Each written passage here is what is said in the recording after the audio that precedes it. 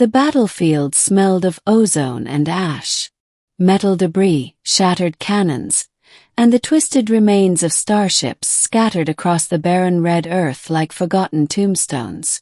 Smoke billowed from craters deep enough to swallow men whole, and the sky above was choked with the dark silhouettes of alien warships hovering like vultures over the dying battlefield. Lieutenant Mason Hale, a combat engineer in the Terran Defense Corps, crouched behind the carcass of a downed armored walker. His exosuit sputtered with dying power, the HUD flickering in his visor. Most of his squad was gone. Communications had been severed when the last orbital strike fried the relay towers. Mason was alone. Alone and yet alive. That was unusual enough. He adjusted the satchel at his side. Inside, among tools and salvage kits, was something far more dangerous than a rifle. Mason wasn't a frontline fighter. He was a fixer, a builder, a man who kept machines alive long after they should have given up. And right now, that skill had bought him minutes of survival in a war where minutes were measured in blood. A shadow fell across him. He glanced up and froze. Descending from the hovering command barge was her, the alienqueen. She stood nearly 3 meters tall, her body clad in jagged black armor traced with glowing crimson runes. Her crown-like crest of bone jutted upward, shimmering faintly with bioluminescence. Her presence pressed on the air like a storm about to break, and her soldiers, towering reptilian brutes wielding plasma halberds, knelt the moment her feet touched the scorched earth. Her gaze swept the battlefield. Cold, dark, merciless. Her voice cut like a blade through the smoke. Who tampered with my war armor? The words, somehow perfectly translated by whatever technology laced her armor, rolled like thunder across the battlefield. Her taloned hand clenched into a fist, making the glowing cracks along her gauntlet flare brighter. The soldiers around her shrank back. No one answered. She roared again, her voice shaking the earth itself. Who dares fix what none among you are worthy to touch? Mason's breath hitched. He knew. 'Cause he had done it. Hours earlier, scavenging through wreckage to keep himself alive. He had stumbled upon a shattered exoframe, alien make, twisted and burned. Its armor plates bore the same runic glow, its circuits humming faintly with power. The thing had looked dead, but Mason recognized a core reactor trying desperately not to melt down. His instincts had taken over. Tools out, fingers working, brain whirring faster than his fear.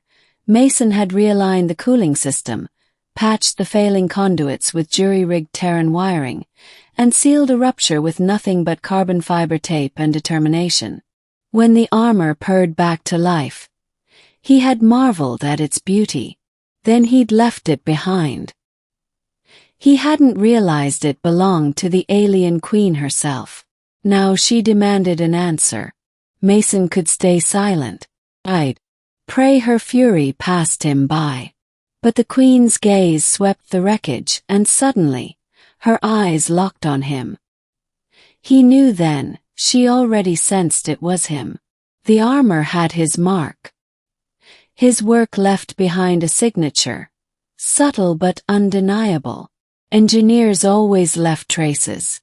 With a shaky breath, Mason pushed himself to his feet. His exosuit creaked. He stepped forward into the open, every alien soldier's weapon turning toward him. I did, he said. His voice cracked, but he steadied it. I fixed your armor.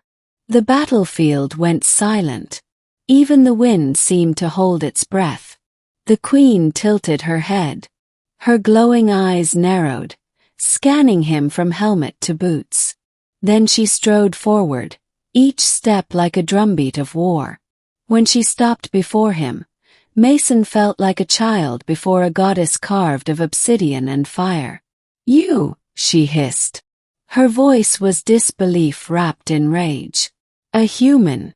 A fragile creature of flesh dares to touch the sanctity of my battle armor. Mason's throat dried. He could barely speak. Yes, he forced out. It was failing. I couldn't let it die like that. Her gauntlet shot out, claws wrapping around his throat, not crushing but close enough he felt the pulse of her strength. And why, she growled, should a human care whether it lived or died? Mason's mind raced. He could lie, claim sabotage, claim ignorance. But the truth, raw and stupid as it was, fell out of his mouth instead. Because it was beautiful. The Queen's grip froze. Her soldiers shifted uneasily. The glow in her armor pulsed erratically. Beautiful, she echoed, as if tasting the word for the first time. Yes, Mason whispered hoarsely. The design, the power, but it was broken. And I fix things. That's what I do. It doesn't matter if it's Terran or alien. If something can live again, I won't let it die. Silence. Then the Queen laughed. Not a cruel laugh, but sharp and bitter, filled with something Mason couldn't place. You speak as though armor has life. It does, Mason said. His fear began to dissolve. Anything we build, anything we pour our will into, it carries us. And it deserves to be saved, just like the soldier who wears it. Her gaze pierced him, searching, dissecting.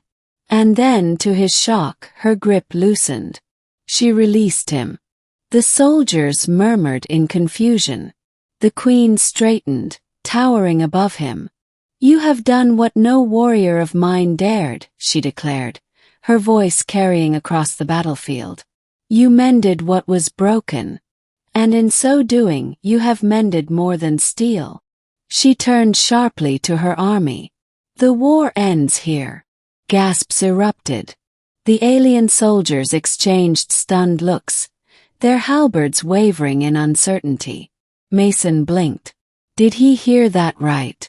The Queen raised her gauntlet arm high, crimson light blazing from the runes.